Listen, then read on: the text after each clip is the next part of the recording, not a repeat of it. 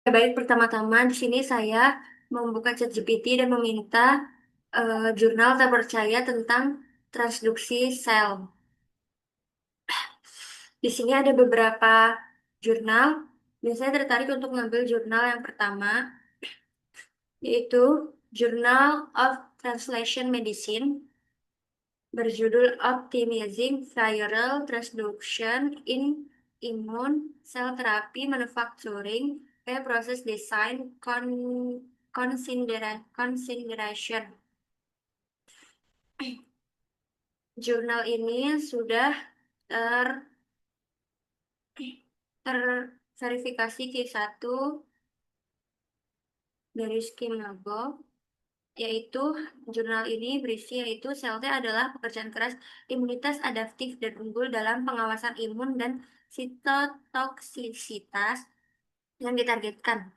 Kapasitas proliferasinya yang tinggi dan meningkatkan ekspresi reseptor setelah aktivasi, misalnya melalui CD3 garis stimulasi CD28, membuat mereka sangat rentan terhadap vektor terha- terhadap transduksi virus. Sel-sel ini umumnya ditransduksi dengan vektor gamma retroviral dan lentiviral untuk mengekspresikan reseptor antigen simerik yang mengenali protein permukaan secara independen dari molekul HMC atau yang disajikan oleh molekul HMC. Sel umumnya membutuhkan koktail sitokin kompleks, misalnya IL-2, IL-7 atau IL-15 untuk mendukung ekspansi kelangsungan hidup dan fungsinya pasca transduksi.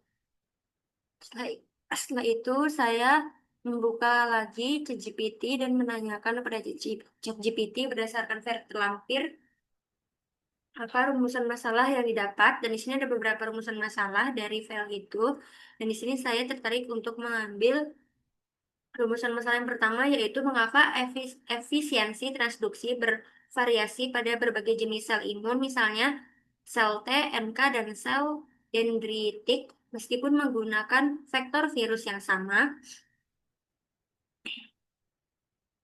Setelah itu, saya membuka kembali ChatGPT dan menanyakan pada ChatGPT berdasarkan eh, berdasarkan rumusan masalah, berikan referensi jurnal terpercaya. Dan di sini ada beberapa jurnal dan saya tertarik untuk mengambil jurnal yang nomor 4, yaitu jurnal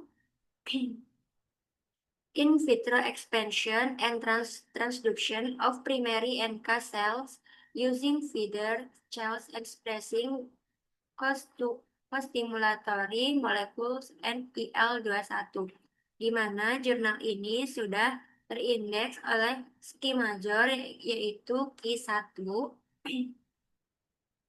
Pada jurnal ini, Mbak, jawabannya adalah tentang signifikan dalam terapi siap pakai berbasis sel NK adalah memproduksi sel NK dalam jumlah besar dengan sitotoksisitas yang ditingkatkan untuk penggunaan klinis. Sel ini biasanya terdiri dari 10% sampai 15% limfosit dalam darah tapi dewasa, tetapi dapat mencapai 30% dalam darah tali pusat. Sel NK darah tali pusat sering menunjukkan fenotipe imatur dengan ekspresi CD16 yang lebih rendah dibanding dengan sel darah NK darah tepi. Sel NK yang bersumber dari kedua sumber tersebut dapat mengalami ekspansi in vitro menggunakan metode bebas penggunaan atau bergantung pengumpan. Pendekatan bebas pengumpan yang bergantung pada sitokin seperti IL-2, IL-15, IL-21 bersama dengan IL-12 atau IL-18 menghasilkan ekspansi yang terbatas meskipun menghasilkan sel NK dengan sitotoksisitas yang ditingkatkan. Sebaliknya, metode ekspansi yang melibatkan sel pengumpan yang diradiasi telah menunjukkan hasil yang lebih kuat, mencapai lebih dari 40.000 ekspansi lipatan.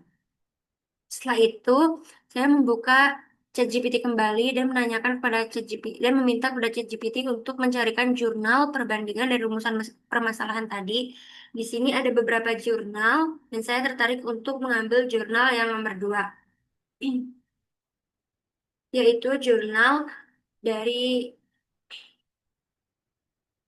Journal Optimization of Methods for the Genetic Modification of Human T cells, di mana jurnal ini sudah terindeks oleh Ski Major yaitu Q2, di mana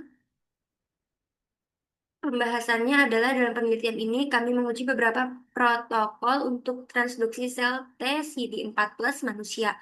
Kami telah menjelaskan metode untuk pengembangan sequence RNA efektif yang dapat menghasilkan supresi protein hampir 100% pada lini sel T maupun manusia dan sel T CD4+ primer.